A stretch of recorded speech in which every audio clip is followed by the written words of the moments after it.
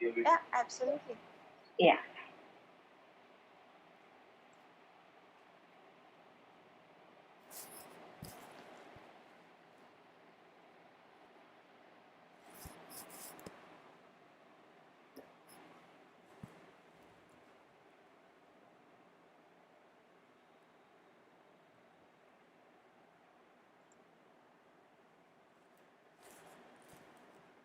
So they're just waiting for other people to join, right?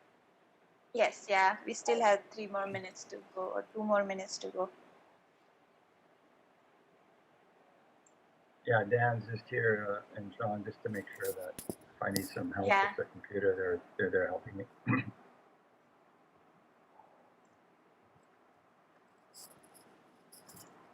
That's nice of them. Yeah, it's early. Yeah. I wonder why they can't play the audio. Oh yeah, I'm not sure. I can still play it right now. I'm not sure why they're Whatever I having sent you, trouble. you play the audio, right? Yeah, Yeah. I can still play it right now. No. It's fine. We are here now. It's working. Looks like, so it's fine.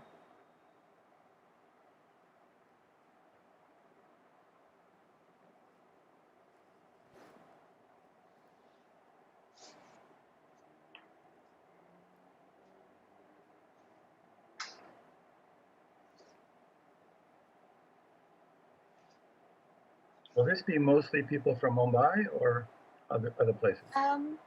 We are not. I'm not sure. They, Yeah, all over you India, can I think. expect all of them. I mean, around 60%, 70% are from Mumbai. Okay. Good to know. I wonder if my ear will be on. Oh. Just kidding. We are still waiting for some more participants. Another 2 minutes, and then we start. Sure. Alvina was planning to join, but I don't think she's here. I think she had some work to do, so she canceled Alvina. the plan. Yeah. I believe Kavisha has also joined, right? Kavisha? Kavisha? I'm not sure. I sent her an email this morning. We saw her registration. Okay, yeah, I saw her this morning.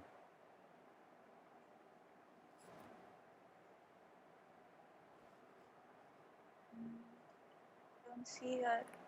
Maybe she's here. Yeah. The people who are joining, can they speak or just us? Well, they can, but they're muted. Yeah. Okay. Yeah. Otherwise, yeah. Yeah.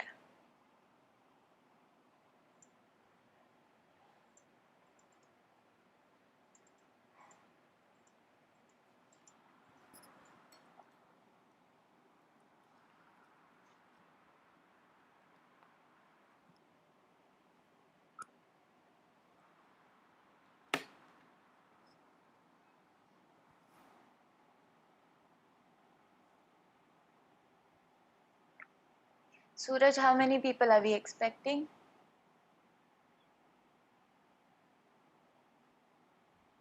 Is Sanjay around? So No, I guess think he's we on have already COVID duty. 60. I guess we have already 60, and few more people will join later. If you all are ready, let us just start, and then they will join in. We'll just allow them to join in later. Yeah, ready whenever you are. Yeah, I'm ready, Suraj. Okay. Over to you, Dr. Hiral.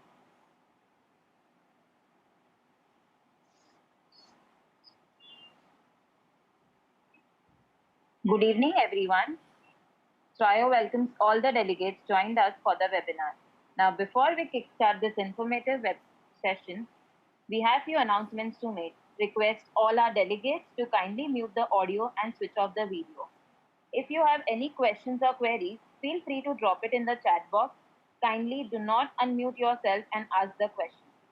We are also sharing the link of Facebook and YouTube links in the chat box. Now, this is Dr. Hiral Jain Surana, co-founder of Physiotherapy. Our today's webinar topic is Digital Rehab in Pediatrics to Geriatrics, Computer Games-Based Tools in Clinical Practice. Our speakers for today's webinar is Dr. Tony S. and Dr. Anuprita K. I would also like to introduce our moderator for the webinar, Dr. Sanjay Parmar. He's a Vice Principal Professor, SDM College of Physiotherapy. Also, would like to introduce our panelists for today and co-founders of Cryophysiotherapy, Dr. Alisha Lodha and Dr. Suraj Shukla. Now, here is a brief introduction about Dr. Tony S. and Dr. Anuprita K. Now, Dr. Tony, he's a professor, College of Rehabilitation Sciences, University of Manitoba, adjunct professor, Department of Mechanical Engineer, University of Manitoba, and a research affiliate, Riverview Healthcare, Winnipeg, Manitoba. So, if I start his introduction, it will take us another day. So, I'll move on to introducing Dr. Anuprita. Dr. Anuprita, she is pursuing PhD at the University of Manitoba, and she has completed her bachelor's from Rajiv Gandhi University, Bangalore, and MS Medical Rehabilitation. So here on, once again, I request all our delegates kindly mute the audio and switch off the video. Over to you, our speakers for the day. All right, I'm just going to share the screen.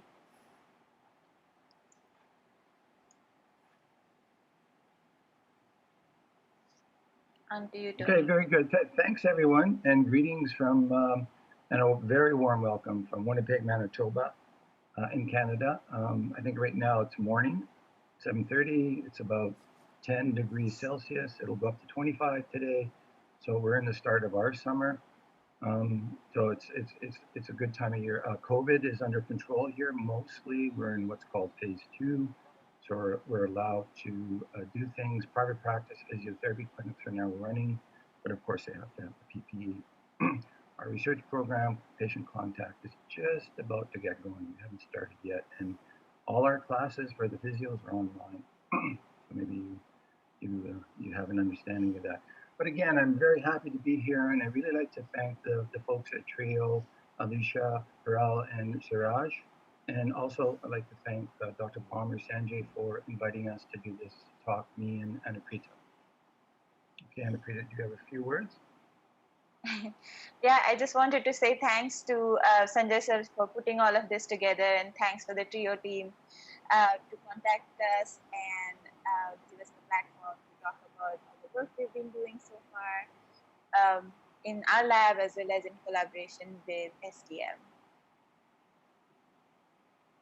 Okay, next slide, Anuprita.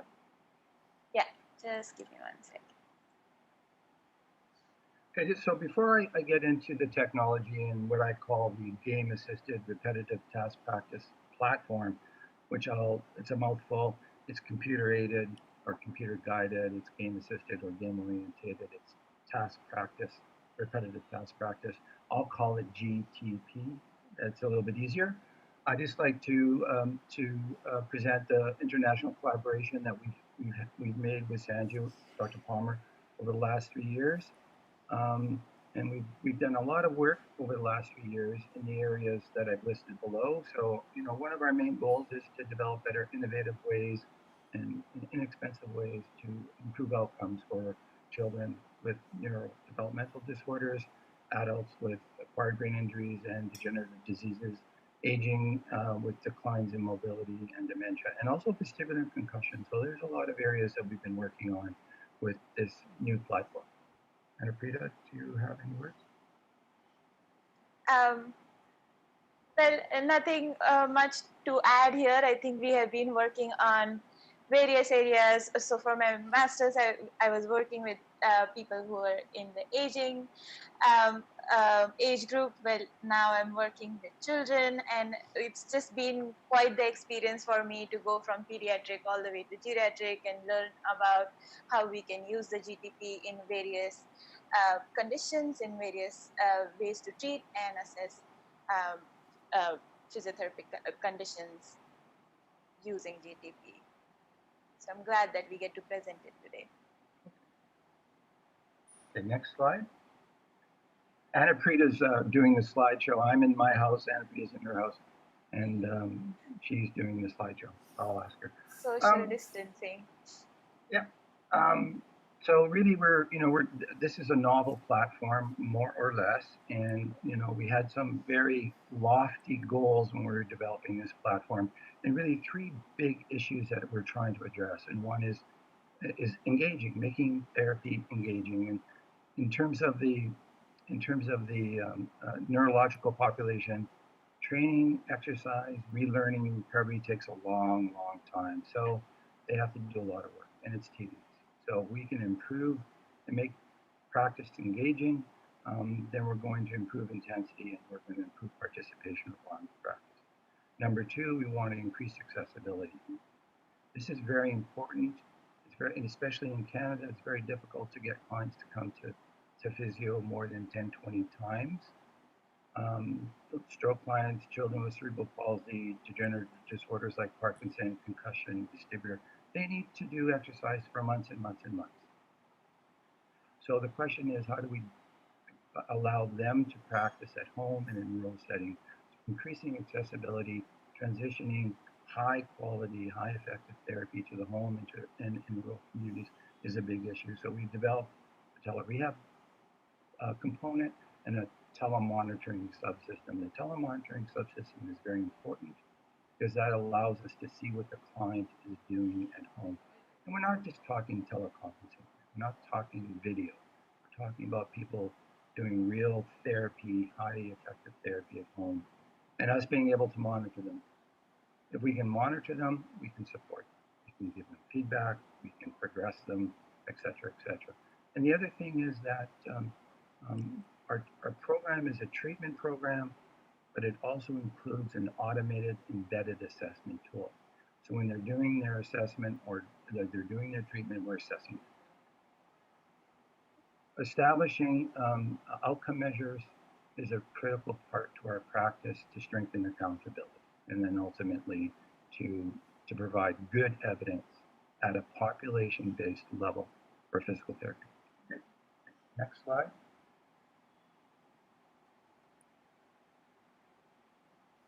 Good. Okay, so let me describe the concept of coupling effective therapy, exercises and movements that have value to the system that you're trying to recover. It could be hand-arm function, manual dexterity, fine gross motor skills of the upper extremity. It could be eye-head coordination or gaze control or visual vestibular functions. It could be balance. It could be locomotion and gait stability. It could be visual motor system. It could be cognition. It could be multitasking. All these aspects of human behavior are affected with various central nervous system and peripheral nervous system disorders. And it takes practice. We take a task-specific approach to our practice. Okay? You want to learn to walk, you have to walk. You want to learn to balance, you have to be put out of balance. You want to learn hand function, well, you have to manipulate objects, handle and manipulate objects. So how do we couple these things, these movements, these forces, these exercises? How do we make them more engaging, i.e., how do we couple them with the digital media? And when I say digital media, I'm really talking about computer games. I'm talking about something that's entertaining. I'm talking about something that's fun. I'm not talking about VR where you see an avatar and you see an avatar's arm moving and you move your arm up and down and the avatar moves their arm up and down. Or you grab a virtual flower, etc. Those kinds of things are okay for some things, some very minimal things. But our system requires real things, real handling, real manipulation, real balance, real gait, etc. But we couple it with computer games. Now, let me just say something here. I'm going to take a step sideways. I'm going to say something. Your first concern in this platform is the physical therapy part of things, the physical space. That's our first concern. If we don't have a good exercise, therapeutic value is going to be very small. And really, who cares if it's entertaining? For example, if I ask a stroke client to play a game with their unaffected arm, they're going to have fun. They're going to play the game for long time periods. But is that going to improve their affected arm? No, it's not at all. So unless they do the voluntary, the play, the exercise with their affected arm, and do the proper movements and experience the proper forces and experiences the sensory aspects of the movements, they're not going to get that. So yes, we have two spaces here, a physical space and a digital space. The digital space is best if it's a game-based system. Virtual reality or flashcard type VR systems don't last very long. Now, the other value of computer games, though, is that it brings goal to the practice. So instead of just waving your hand, you're actually manipulating an object to do something very specific. You're moving a game paddle to catch something. So precision becomes part of the therapy when you include a game.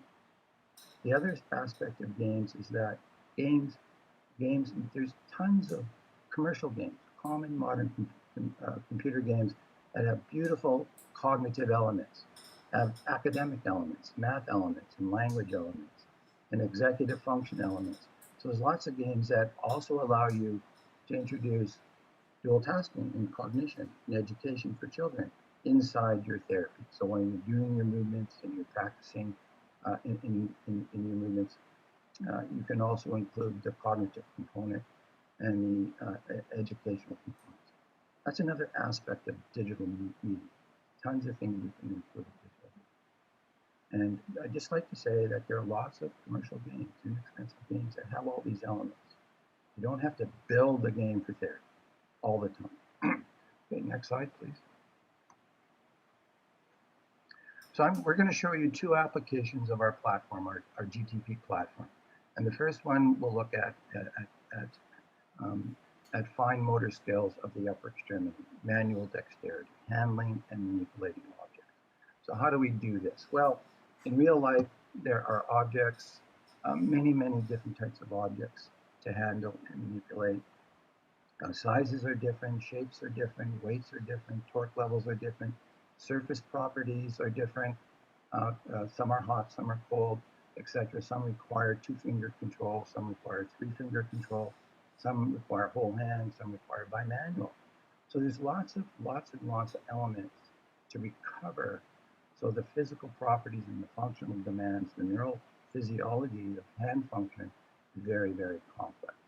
So we developed a system that allows us to do many of these things with one system. So we use something called a mouse. So again, here's our platform. How many of you know how to use a mouse? Probably everybody. How many of you know how to play a game? Probably everybody. So you know the technology. That's all our technology is. It's a mouse and a computer game. The rest of it is physical therapy. What kind of activities, what kind of exercises should the person actually be doing to recover function? Get them to do those activities and get them to do it during playing computer games. So here we have this miniature mouse. You can see on the top left panel, you see a regular mouse and you see this little blue thing. It's about the size of a Fitbit watch. That thing is a regular mouse. It's an inertial-based mouse. So it doesn't work like an optical mouse where you have to put it on a surface and you move it on a surface. This mouse moves in the air and you have to rotate it left and right, up and down. So angular motion of the mouse is what controls the motion of the gamepad or the computer cursor or the game sprite. It's miniature and it's wireless. So it's identical to a computer mouse. So it's small, and with a little bit of Velcro, you can attach it to hundreds and hundreds of different objects. When you attach the mouse to an object, that object becomes the mouse. So natural motion of that object plays the computer game. And if you play the computer game for 3 minutes, for example, each game event is about 2 to 3 seconds. So in 3 minutes, you can get 100 movements.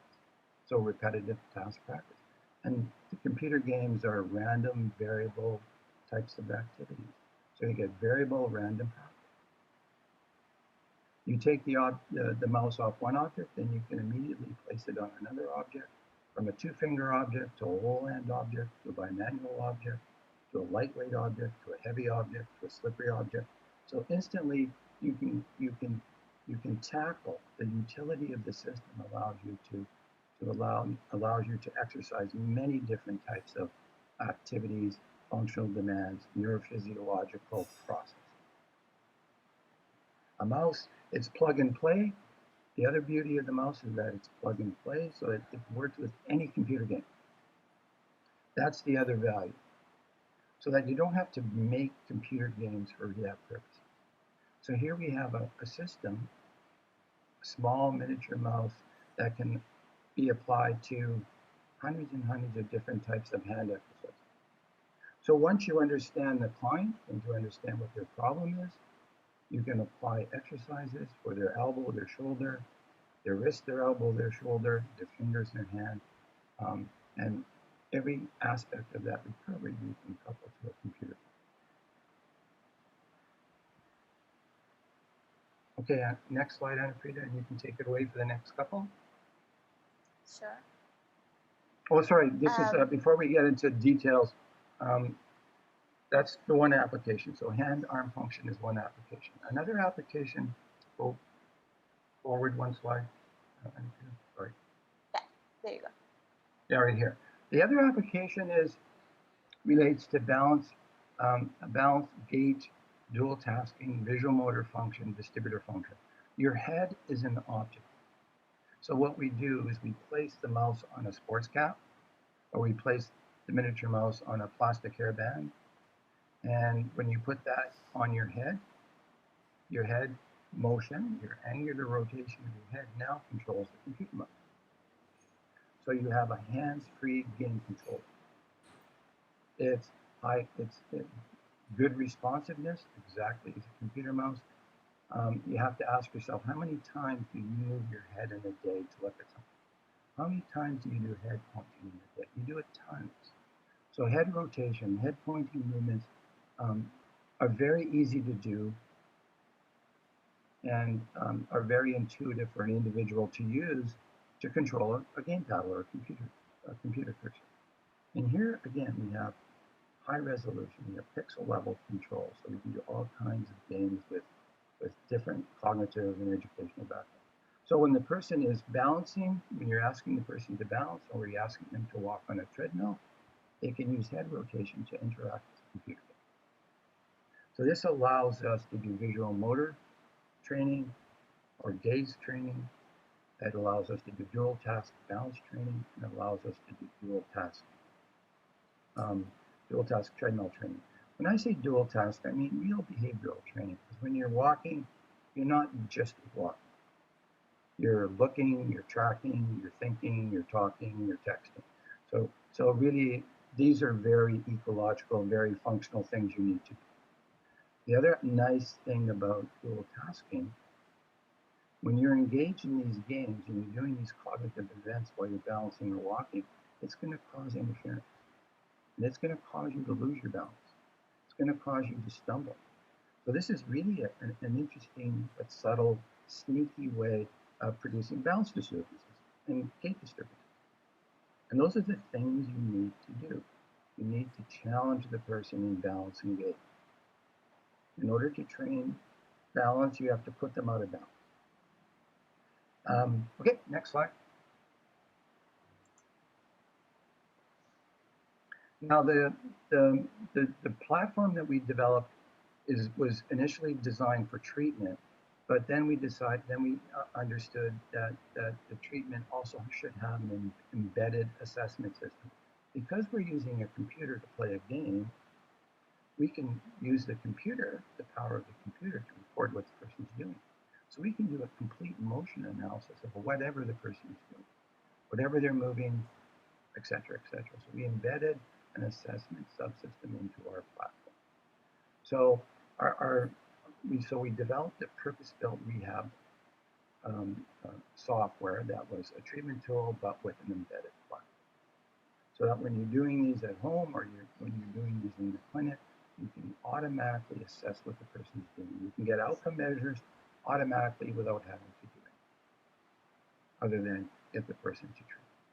So we developed 2 games. This is the first game. It's a very simple game. but it provides us with really good outcome measures in terms of looking at the person's capacity and their performance, their manual dexterity skills, or their visual vestibular skills, etc., or their cognitive function. So we have a circle on the screen. The circle is moved left and right or up and down. The computer moves that circle. The speed and the amplitude of the movement you define. There's a rectangle. The rectangle is the game paddle. Head rotation or object motion moves. So your voluntary movement moves the rectangle. The goal is for you to overlap the rectangle on the circle, and we do this for several cycles. So we get a sinusoid, you see we get information about what you're supposed to do, we get information about what you did. The computer is logging every 10 milliseconds, it's logging your position and the position of the game activities. We can add different backgrounds, which we'll talk about later, and that's for vestibular and concussion. Okay, next slide. Go ahead. The other, so that's a predictable movement, left, right, up and down, and we use it for certain reasons. This is more of a game. So we have targets appearing in different locations on the screen. For example, at the top edge of the screen, they will move down or drop. There's a game paddle. You control the motion of the game paddle, either by moving your head or your hand or rotating the object that's in your hand, and you try to catch the object. And we're recording your movements, we're recording the target. We can add distractors, we can add different trajectories, we can add cognitive elements to this task. So we can look at cognitive functions, visual spatial functions, we can look at eye-hand coordination, etc. We're recording information. This is a way of getting people to do repetitive task practice, and we're assessing it. Now, these are purpose-built games. They don't look too exciting. They're kind of fun. But remember, and we'll get to this in a moment, that we can play any other computer game. This is the starting point that we use, and as soon as possible, we transition people to play any computer game, the real fun stuff, and which we'll show you in a moment. But I just wanted to introduce you to the software part of the GTP. Okay, next slide. And Yeah. So as we were talking about hand function, I'll go into a little bit more detail. So based on the therapy goals that you have decided for your patient, now you've seen patients starting from a very young age at 3-4 years of age with cerebral palsy and other acquired brain disorders, different neurological developmental disorders, as well as adults who have had stroke, who have had other conditions that require hand function and object manipulation, object handling practice.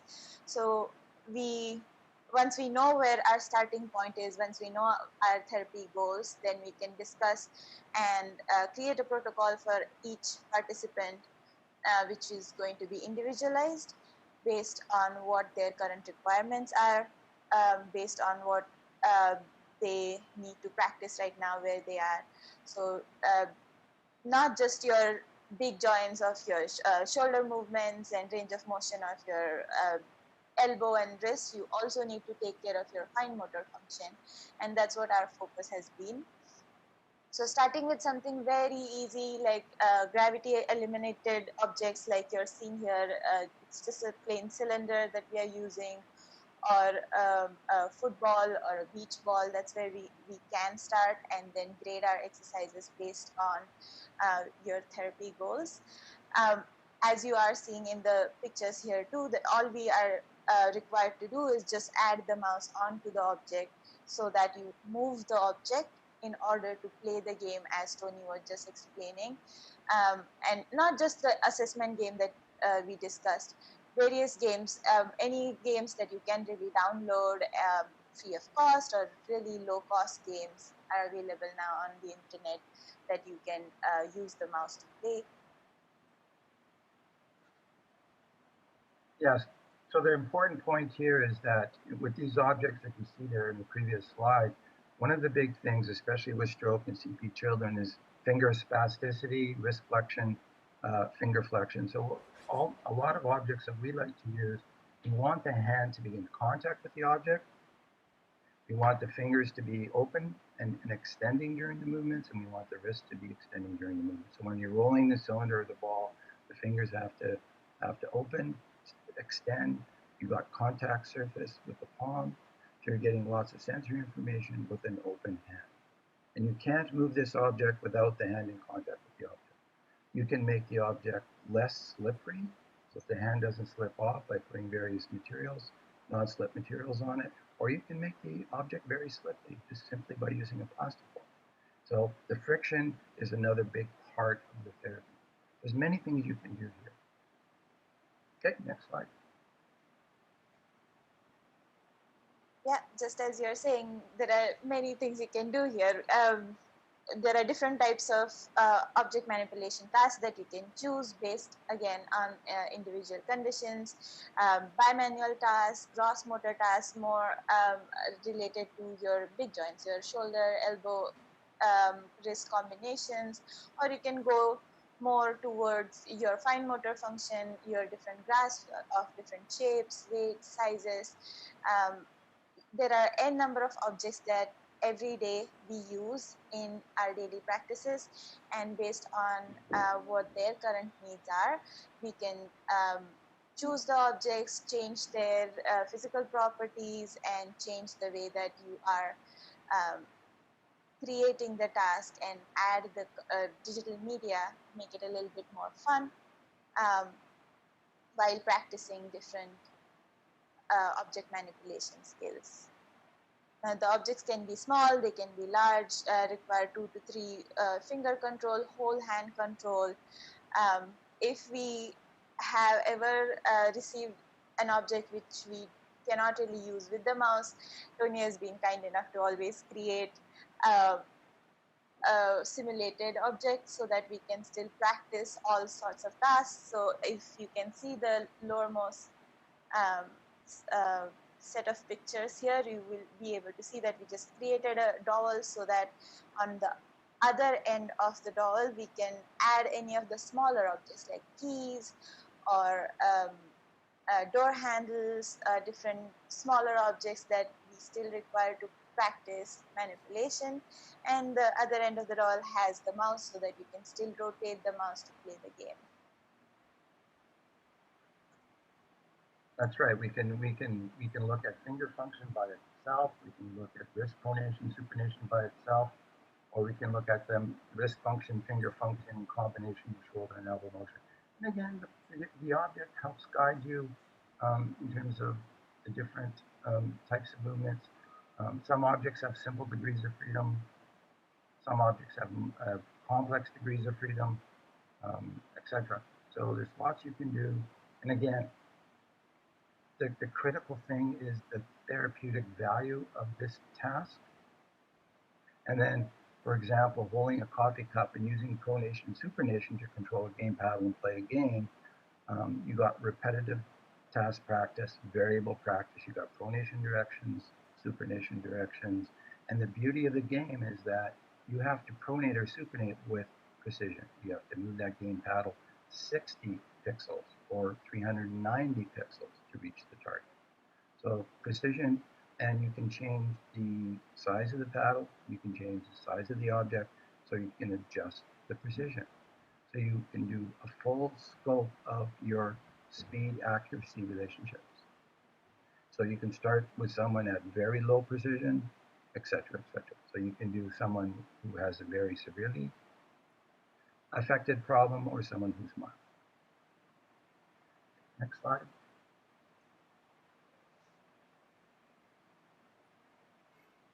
Yeah, go ahead.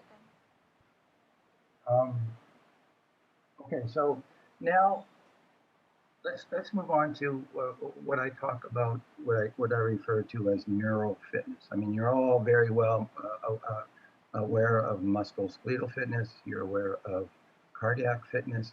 How much are you aware of neuro-fitness?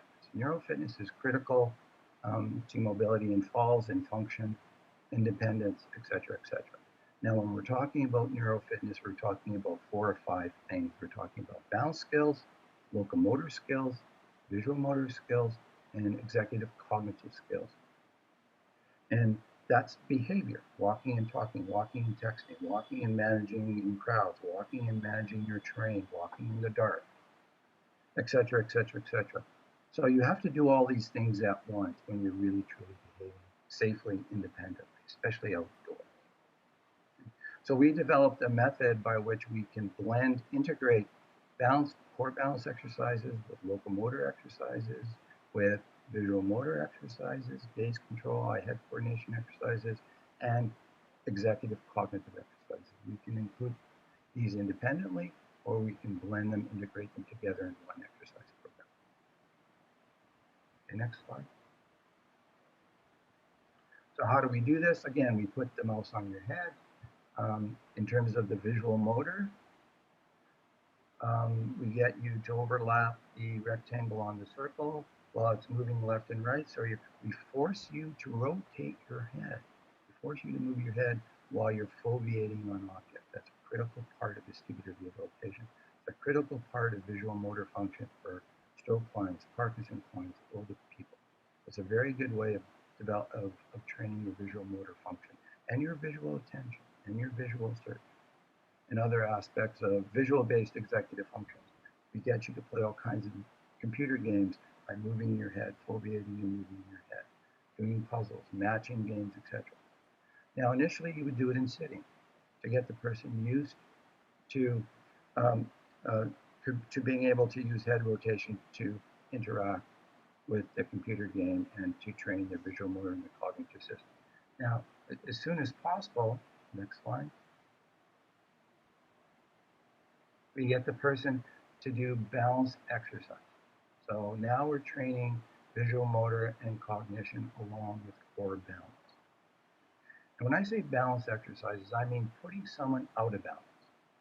That's a critical part of balance exercises. You have to have a balance cost to your exercise. You have to stress the balance system.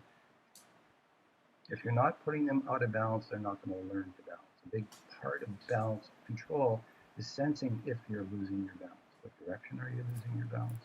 How fast are you losing your balance? Once you can sense that you're losing your balance, and of course you have to generate coordinated muscle, trunk, arm movements to restore your balance. So we use sponges and we use air bladders or balance discs, which are air-filled bladders basically. We put people on sponges of different thicknesses and densities to create a balance cost, to make them unstable, to generate balance disturbances, 10, 20, 30 per minute, so that they're having to sense, and their brain has to understand and look at all the visual information, the vestibular information, the tactile information to come up with their state of balance and make correct. At the same time, hands-free, they can interact with computer games, so they can be tracking and searching and doing cognitive skills at the same time that they're balancing. So they're multitasking. They're doing real-life things. Okay, next slide. And again, here this shows you we use a board. We use a board about 12 inches by 18 inches. We put the board on top of the sponge.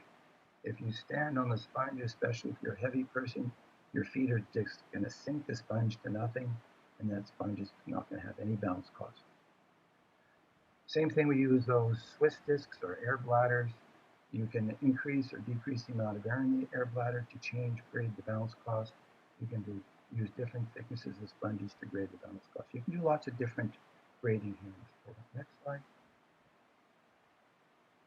And then ultimately, we train them in balance, make sure that their core balance is improving, their dual task core balance is improving. All along, you're not letting them hold on. If you're doing balance training and they're holding on to something, there's no balance. Okay? So you have to give them the proper cost, the proper dual tasking degree of difficulty so that they can do it without holding. Now, I use a treadmill for most of my core balance because it has handrails. And I can put a monitor, a TV monitor at the front of the treadmill. I use a 30-inch TV monitor. You can use a 20-inch TV monitor. I use a TV monitor because LED TVs are much, much cheaper than computer monitors. Much, much cheaper. So the cost of a 20-inch computer monitor, you get a 30-inch TV monitor. You don't need much bigger than that because you're playing a game. This is not immersion. This is not VR. So the next step really is to get them walking on the tread. You may have to walk them very slowly, but again, the goal is to try to get them to walk without holding on. Of course, you have a body harness. The treadmill is a great workstation for training gait and gait stability and gait function. You've got the handrails, you've got the body harness, you've got the monitor and easy visual sight. You're standing beside them, you can control the computer that controls the computer game. It's a very nice workstation where you can challenge them in balance, in gait speed, inclination. You can give them all kinds of dual tasking. They're going to stumble, they're going to drift. You have to be a little careful. But the challenge is there, the stressors are there. You can grade them in many different ways. So it's just a really nice way of doing the behavioral gait training and core balance training. At the same time that they're walking, you're generating visual motor training and cognitive training because you're using games that have those elements. Next slide. Okay, what about vestibular training? Well, what's vestibular system? People with peripheral vestibular disorders. This is somewhat true also of concussion. They have one of the big issues in vestibular training is how do you train their gaze? And what does that mean? Well, gaze means foveation. So can you foveate on an object if that object is moving? Can you foveate on an object when your head is moving? i.e., can you prevent retinal image slip?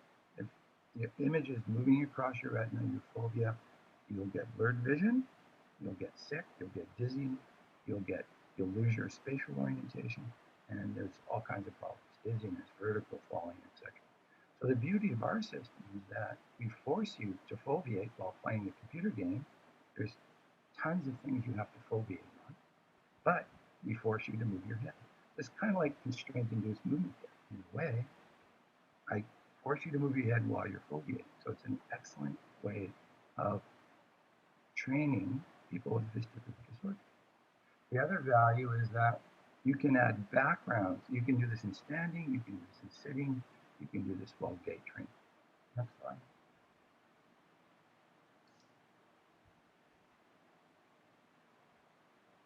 The other big aspect of vestibular, and this is also true of concussion for a different reason, is that optokinetic backgrounds, optokinetic stimulation causes vestibular people to get sick. It can cause them to have migraines. Same thing with concussion. They're very visually sensitive. So the beauty of the 30-inch monitor is you can add backgrounds that have optokinetic stimuli. They can have patterned backgrounds of different optokinetic strength. So you can gradually introduce optokinetic stimulation to your foveation and head motion while you're balancing, sitting, while you're balancing, or while you're walking. Again, forcing them to do their head movements. Next slide. And here are the games. So so we have that purpose-built game that allows us to start the treatment and allows us to get assessment automatic. Okay. Again, think of this: when you send someone home to do this, or someone in a rural center is doing this, and you're trying to monitor them, you use our game to provide you with outcome measures, to provide you with feedback of what they're doing, how well they're doing, so you can track change. That's the important part. But the other important part is you want the person to do as much practice as possible. So the fun, the entertainment aspect of the game is critical. And that's the other beauty of this mouse. It's plug and play, meaning you can play any one of these games. There's hundreds of games like this that are fun, that are vibrant, that are visual, that have all kinds of different cognitive components, that have all kinds of motor components, speed, accuracy, precision levels, etc. And there's usually something fun for everyone, for a young child, an adolescent, a young adult, an older client, a female, and male. There's lots and lots of variety of commercial games. And you can play many of these. We've identified about 60 good computer games from a website called bigfish.com. Bigfish.com. Each of those games is about, I don't know, $3 to $5. So the critical aspect is it's not just to have one game or two games or three games. Like many of the Wii systems, many of the Kinect systems, or many of these proprietary rehab systems have one or two games that you can play. No, it's not going to do it. They're going to get sick of it. For example, my son has to have a new computer game every week. It's entertaining. And then so do people who have different impairments. And each game fits a certain object, or fits a certain balance task, or fits a certain gait task. So you need a lot of games. And the only way that that's feasible, if you can, and low cost and easy to do and ready, is to use commercial games. Okay, next slide.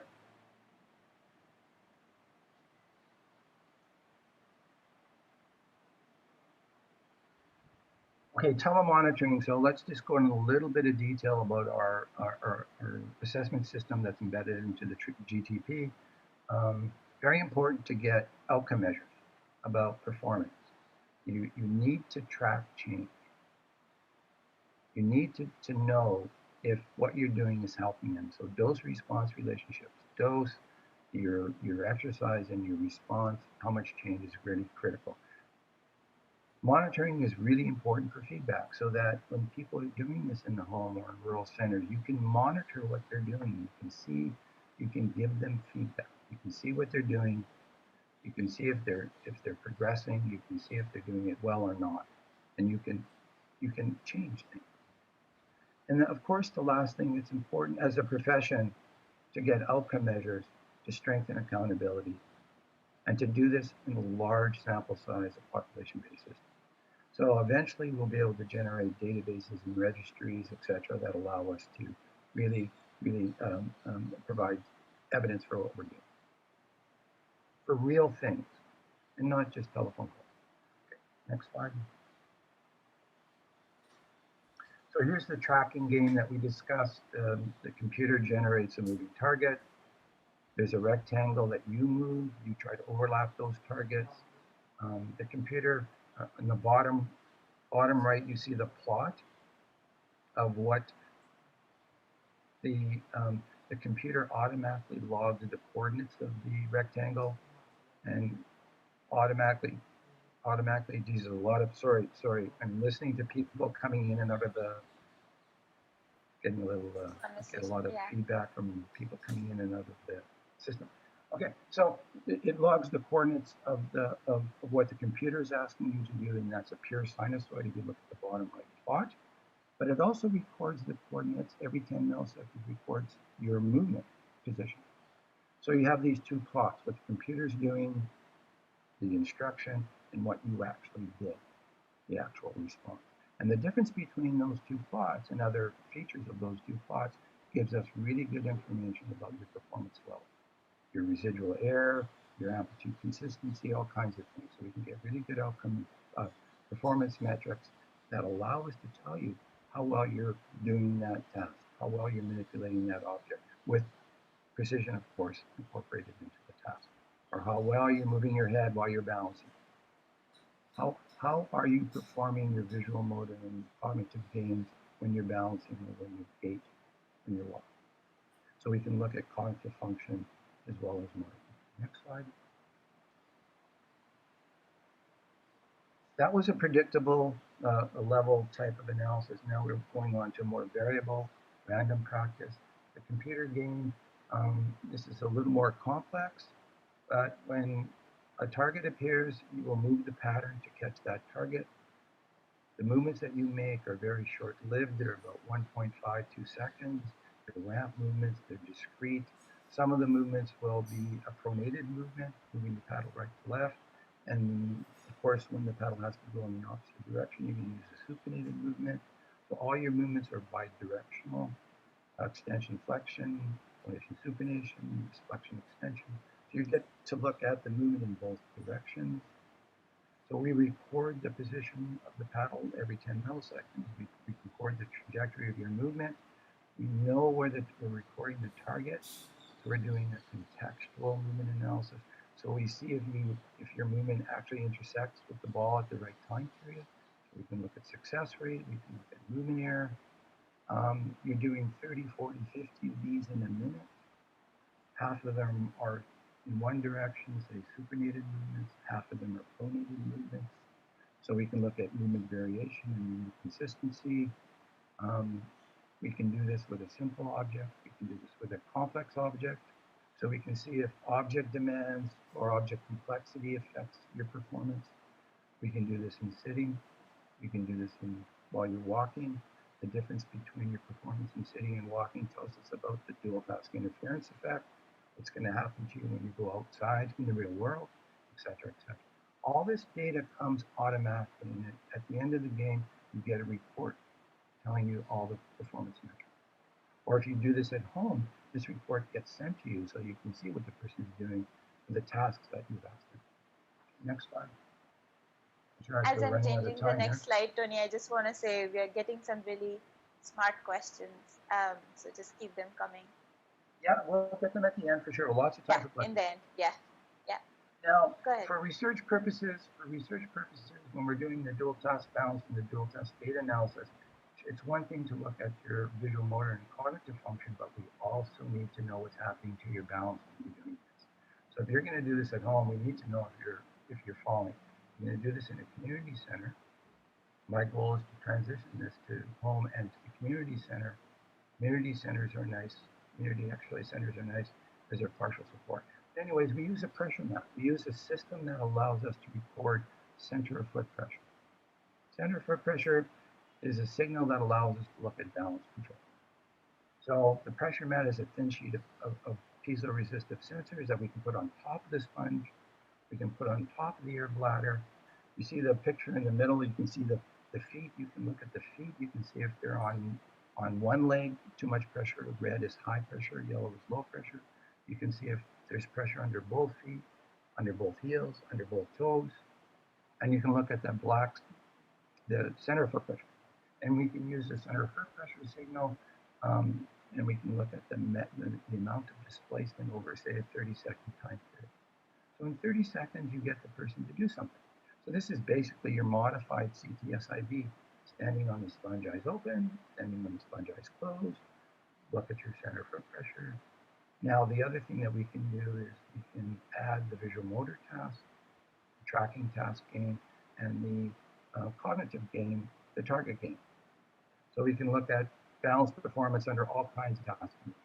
Next slide. And this just shows you plots of a person on the sponge doing the target game. So you can see the top plot is you can look at the performance of the target game. The plots are smooth and precise, and all the events overlap. And that you see when they're standing on a fixed surface, no real dual task interference between the cognition and the balance cost. The balance cost of the fixed surface is 0. Next plot, you see them looking at playing the game on a different surface. Of course, the balance increases, the center for pressure signal increases, their cognitive performance increases. So there's interference both in the visual motor and the cognitive domain and in the balance domain. And finally, you can see them on adding cognitive content to the game. Their performance drops dramatically and their balance decreases dramatically. Next slide.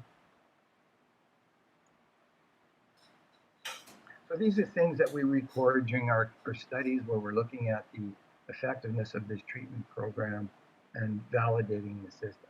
Now, how do we do this in gait? Well, that thin pressure mat we can laminate under plastic or Teflon, and we can lay the pressure mat on top of the treadmill bed underneath the treadmill moving treadmill mat belt. And therefore, we have a gait right carpet on a treadmill. So we can do a full gait analysis while you're walking on the treadmill. And we can do that while you're walking, and we can do that while you're walking and doing visual motor control tasks. We can do that while you're walking and doing cognitive game tasks. And we can do a full gait analysis and full gait stability. Next.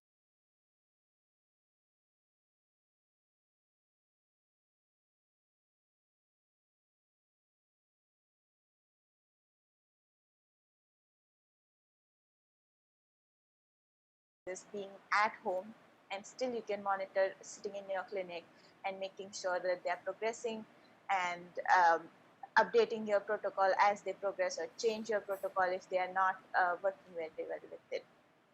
So the first thing that we did was to see the test-retest reliability of the computer game-based assessment tool, or we call it the CUE tool, and we had about 35 participants that we had recruited from SDM.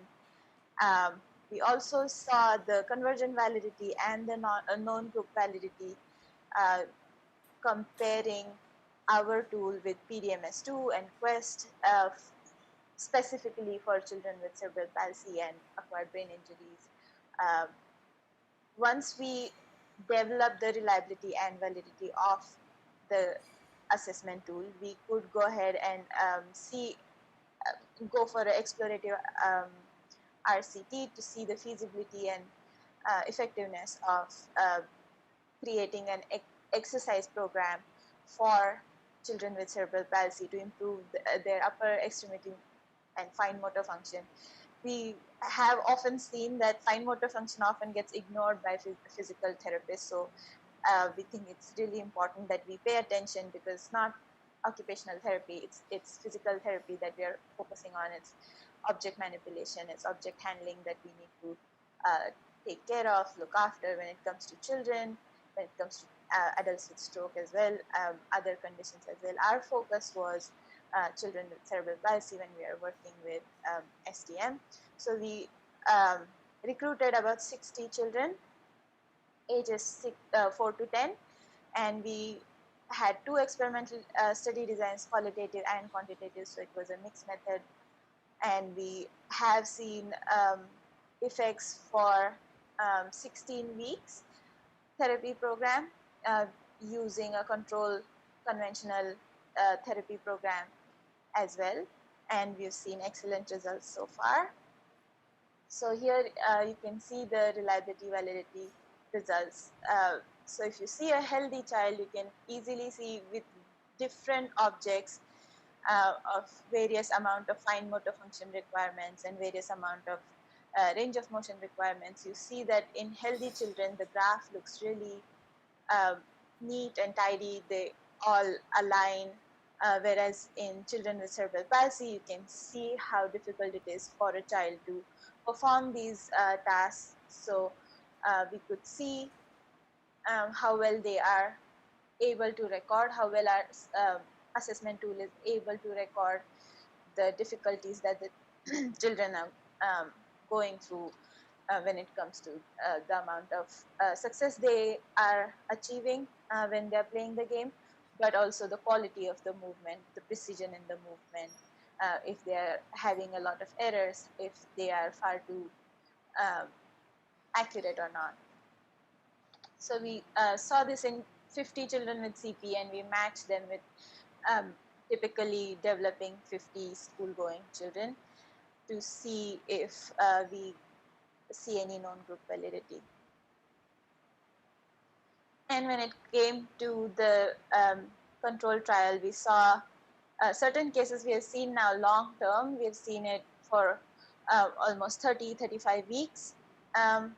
One of the cases that I have placed here is just you can see pre-intervention for all the different objects, that starting from a peanut ball, which is a big ball, requires a open hand and a lot of shoulder and elbow combination movements to slide the ball back and forth, to going a little more smaller to a soccer ball, and then going into fine motor function along with wrist and elbow movements of different kinds. You see pre-intervention, all of the graphs that you're seeing, we use the cognitive game mode for this, and you can see that the graphs are all over the place.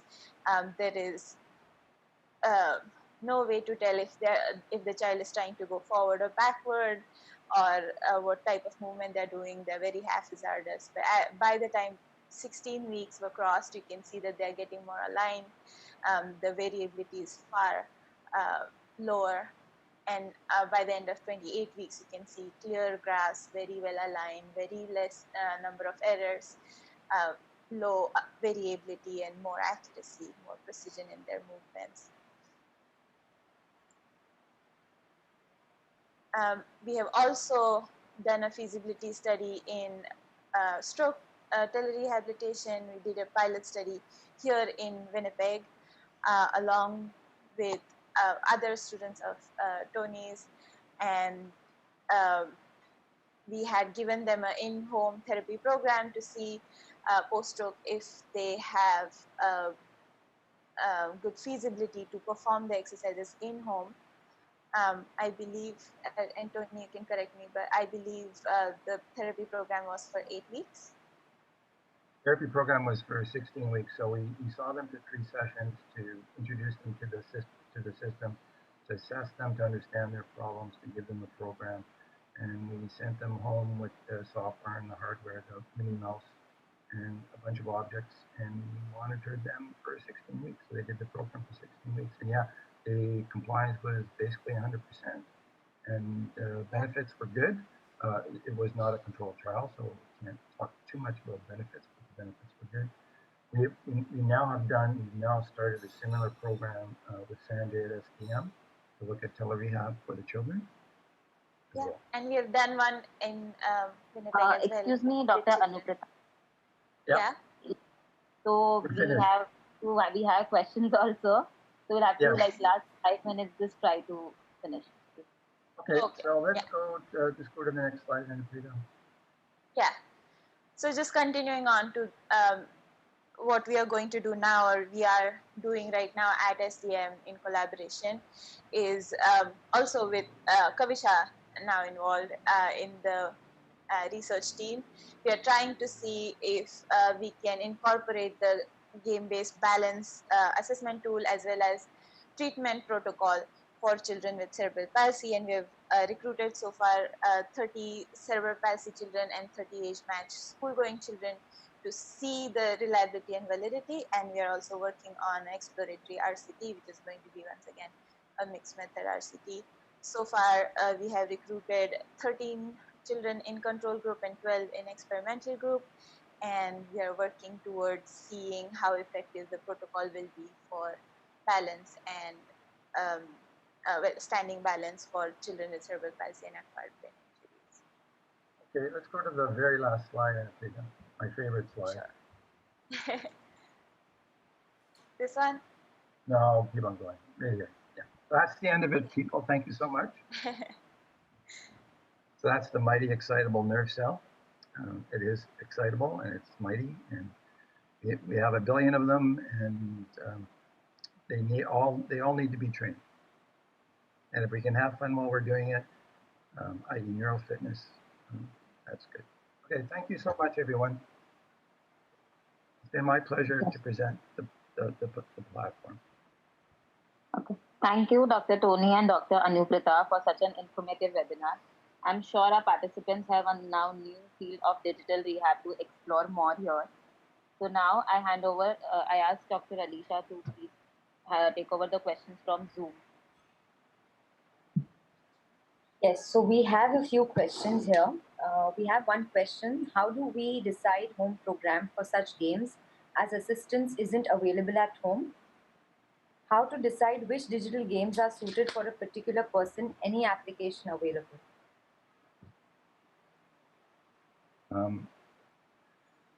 There's a lot of people coming in and out of the meeting, and I'm hearing that on my voice, so I didn't get that whole question, sorry. Okay, so the question here is, how do we decide home program for such games as assistance isn't available at home? That's one question. Well, I'm not sure what you mean assistance isn't available at home. Again, this is not a retail product. This is not something you get off the shelf. It's not an entertainment tool. It's a physio tool. So you have to spend time with the client, the patient, the child, the adult, and you have to do a proper assessment. You have to establish your goals, and you start a program in your clinic. And until they know the program, until you're satisfied that it's a program that has value to them, then you give them the option to do it at home. You give them homework. And when they're doing it at home, you will get they will be playing the assessment or tracking game, and they'll be playing big fish games. Now, obviously, when they're playing the commercial game, you don't know their performance when they're playing the commercial, but you do know their performance if they play the rehab game. So as long as they're playing the rehab game at least once every session, you have information on what they're doing. The other thing is, and we do this a lot with people who are struggling at home, not knowing what to do or how to do it, we ask them, their parent or their spouse, to get out their iPhone and to film them. The iPhone is perfect. It's great. Everyone has one, or many people have them. You can film it. You can email me the video clip. I can see the video clip, and in a very short period of time, I can email them or phone them to tell them what they're doing well or what they're not doing well. The data I get from the game also tells me how well they're doing, so I can provide them with feedback. Yes, exactly. You can ask someone to do something.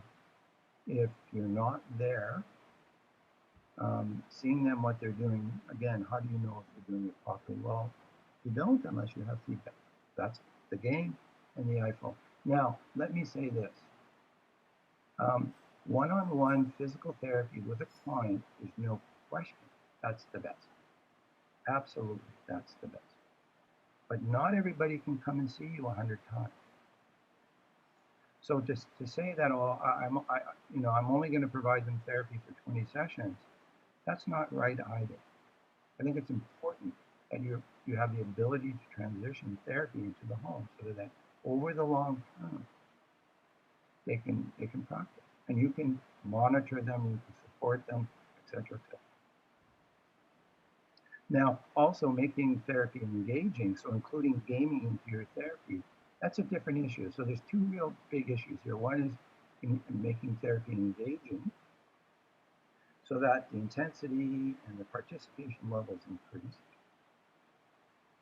But you don't want to lose the value of your therapy either. You don't want to sit and move your wrist with the Wii controller or move your arm with the Kinect. That's going to have very little value. It's a handful. And the other thing is, how do you increase accessibility? Well, accessibility is about telerehabilitation and monitoring and supporting the people, yes, over the long term. Believe that. Thank you so Typically, much, when we Dr. are Poon. creating Yes. the home, typically when we are creating the home protocols, we do need to see the participant or patients in your case at least 3 times or so in the clinic in your setting, so that you are sure that either the parent or the adult who is a caregiver or themselves have learned the protocol well enough to understand what movements they are going to be focusing on, what kind of object handling, for example, they are going to be focusing on, and they're doing the right type of movements. Once they've learned the protocol, you can send them home, transition them from the clinical setting to a home setting, and then you can monitor them sitting in your clinic while they are sending the data from home to you. Thank you. Thank you so much, Dr. Anupata and Dr. Tony. We'd like to address one more question here. How can we use these games for an ADHD child? Well, there's all kinds of journal articles out there, and they've been out there since 10, 15 years now. And I've done work with fetal alcohol spectrum disorder and ADHD. Yeah, there's all kinds of games that require attention. There's all kinds of biofeedback devices that require attention. There's EEG systems where you put a helmet on your head and you're playing a game, and if you're not attending to the game, the computer screen gets cloudy. So if you don't generate enough certain types of EEG waves, the screen gets cloudy, so you can't see the game. But yes, yeah, there's games require attention, and there's all kinds of computer games that are good attention type computer games. But you can just do those with a regular mouse. Now, if the child, like in fetal alcohol spectrum disorder, they had attention disorders, but they also had hand-arm function disorders. So we were able to couple the rehab of the hand-arm function with the attention function of the game. That's the beauty of digital media.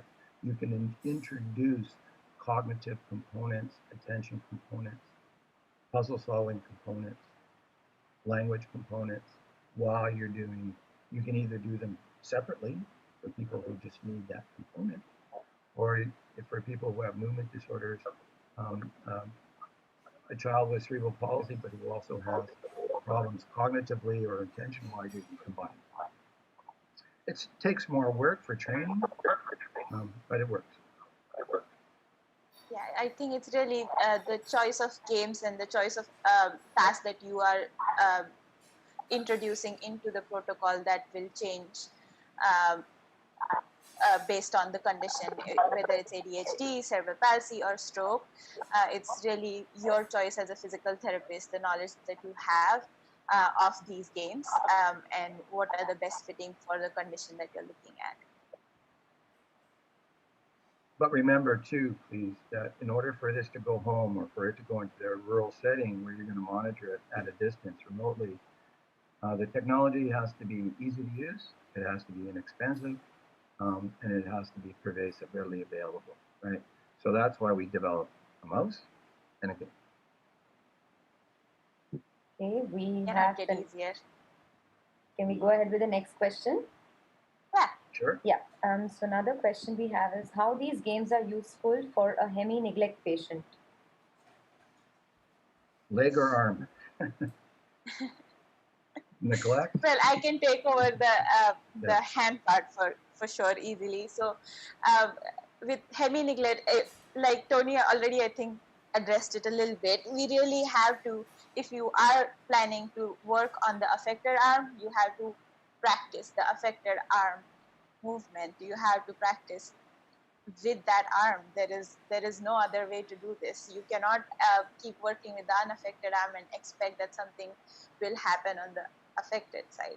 So our focus has always been to, yeah, go ahead, Tony. But hemi-neglect is a different issue here. Hemi-neglect of upper extremity function and hemi-neglect of balance and locomotion, allocentric space and egocentric space, that's a little different. But yes, we've done work in hemi-neglect. It's hard. What you do is what we have done is we've used two monitors. So we split our computer to two monitors, and we separate the two monitors, and we force the activities of the game in the hemi-neglect in the neglected field, so that when they're playing the game and they don't see anything, they have to learn the strategy to expand their focus of attention to move their good visual field brain to their hemi-neglected field brain. So you can expand how they strategize search of information. And there is some work from people in Sweden and other European countries that use games and field to expand what the person is doing. Now you can do this with objects and hand, egocentric or allocentric motion, or you can do this in balance and gait, so that they're looking at the hemi-neglect while they're walking. But it's a tough one. Hemi-neglect is a tough one to do. Some of it's strategy, some of it's expanding the field, the effective field that they're actually perceiving. Because remember, in neglect, they're only perceiving part of the field. And that could be visual, it could be tactile, correct? Thank you so much. I think because of short of time, we'd like to take one more question, one last question for this webinar. Dr. Suraj, please could you address the next question? Yes. It's a great and informative talk, Tony and Anutika ma'am. So there's a question on our Facebook channel. He's asking, sir, wouldn't the latency of the IB mouse detected by the sensor affect the outcome measures? There's a few milliseconds latency. It's exactly identical to a computer mouse. Exactly. Yeah. So the responsiveness is like only a few milliseconds latency. Yes, we use a gyroscope. The mouse uses a gyroscope, and that gyroscope senses angular velocity. That's no good of a signal.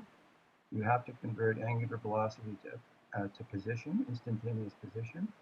If you want pixel level control of the game cursor on the computer, you have to use instantaneous position as your input signal. There's firmware, yes, the angular velocity signal is, there's software that converts it to instantaneous position. And this system, this company, and there's two companies that do it, They do it without drifting because it's an inertial sensor, they'll be drifting. But it has the firmware, the patent to prevent drifting.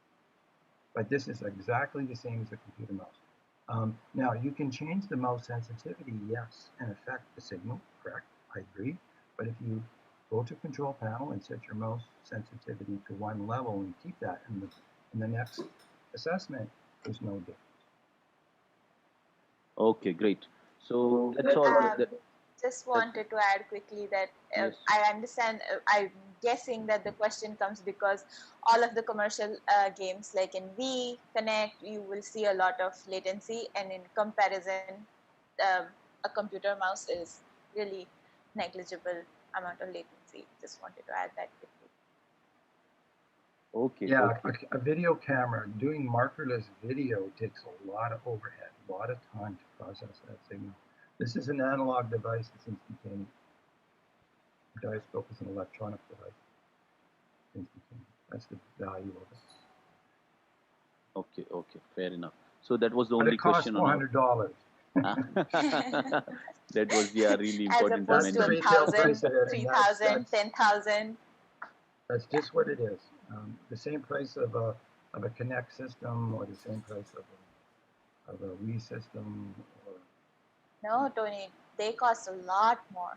yeah, those cost a lot more. And you got your your head-mounted HTC Vive VR system. Yeah, and they have like 7 games. And remember, you can play any computer game. Yeah. Okay. So Okay, thanks everybody. those were the questions. I think we are short of time. Over to you, Dr. Hiral. Okay. Thank you so much for answering. So I'll request all the participants, if you all have any questions further, you can just post it in the comment section of the Facebook and YouTube link, or even mail us on triophysiotherapy@gmail.com. Thank you so much, Dr. Tony and Dr. Anuprita, for such an informative webinar. I hope all our participants really had now a great information on digital rehab in the field of physiotherapy to explore more. I would also like to thank Dr. Sanjay Parmar for being the moderator of the webinar. Also, would like to thank our technical team, Mr. Krish Lodha, for doing all the technical support, and our trio team panelists, Dr. Suraj and Dr. Alisha. And lastly, I would like to thank all our delegates for joining with us today. Thank you so much. Yep, thank you. Thank you. Okay, goodbye. Bye. Thank you so much. Bye-bye, everyone. Bye. Bye. Thank you, everyone. Yeah, thanks, Anuprita. Thanks, Pleasure. Sanjay. Pleasure. Yes, thank you.